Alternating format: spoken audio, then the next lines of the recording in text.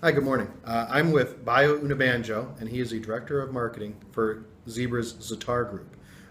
Good morning, Bayo. Good morning. How are you? Good, thank you. I want to ask you another question here. So, how would you define Zatar from an end user's perspective? I mean, what does it mean to them, or what can it mean to them? Good question. So, Zatar from an end user perspective, there are two ways to look at it. There's the potential that the end user is really never going to know that Zatar is in the back end. Okay. Right. So you think of the most basic implementation today for the IoT. The end user has a device. They want that device to be connected to the internet, and they want to offer their end user customers an application to interact with that device. Okay. Zatar is the glue in the middle, right? So Zatar allows them to easily connect that device into the cloud, and opens up the API so the application can actually interact with the cloud. Right, so if you think about it, the end user actually just has a mobile phone app and they can control whatever that device is doing, right? But the pipe and the back end and all the security and the protocols that enable that to happen is via Zatar, right? The other thing to think about from an end user perspective is Zatar is really that tool and platform that's going to allow them change the way their devices work. Right, so as a traditional device manufacturer or service organization, you have devices out there that, today you're not managing them, they're not connected to the internet. With Zatar, you can take that device and actually make it internet enabled, which means that device now becomes available in the cloud.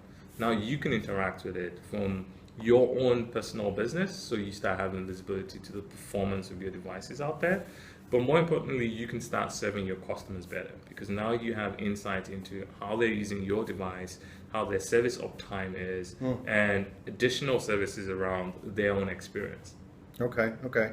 So, I guess thinking about it from the consumer's perspective, they may be thinking of, or the end user perspective, thinking about their home life, they may be thinking of their Nest thermostat at home. Correct. Or they may be thinking about the new car they just bought and it has an app where you can start your car from your phone, those kinds of things.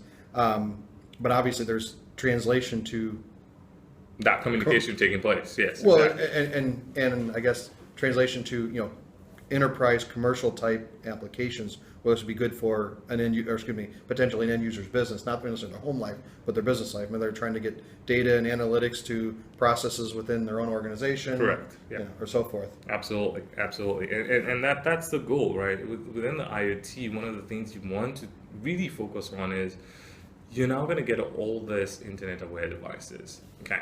How do you start taking advantage of the data that the devices are creating to create a new experience within your store? So you could be a manufacturer. Today you have very silo-based systems. So you know when your shipment arrives, you know when production starts, you know when production stops, you know when you ship out to the warehouse.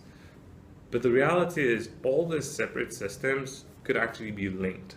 And in the IoT, that's the goal, right? So if I have visibility to knowing when things are coming in, when production needs to start, when I can trigger someone else to take an action, that's exactly the goal of the IoT. So from an end user perspective, it's really how do I improve my operations? How do I increase productivity?